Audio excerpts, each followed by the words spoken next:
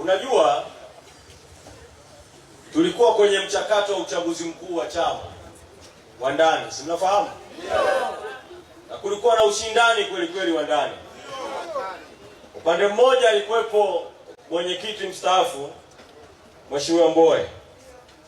Upande wa pili alikuwepo aliyekuwa makamu mwenyekiti ambaye sasa ni mwenyekiti wetu wa chama Mheshimiwa Tundu Lissu. Chaguzi ukafanyika pale Mlimani City. Si mlifuatilia sana? Ndio.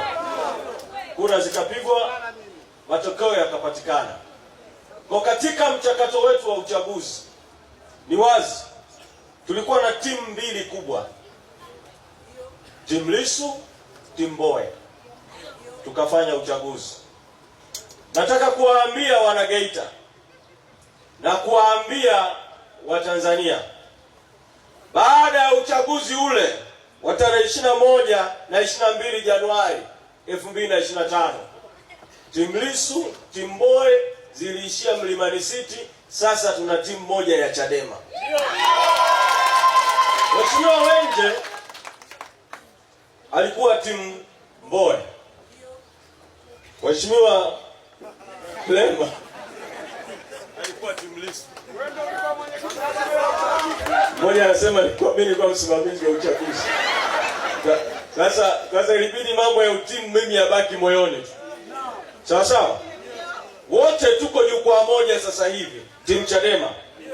Na waomba wana Chadema wote na wapenzi wa Chadema wote, kama kuna mtu ulikuwa na timu kwenye uchaguzi, sasa tuendelee sote kuwa timu moja ya Chadema, tukipambana na timu ya CCM na watawala na wanaowatumia, tukisimamia no reforms, no election.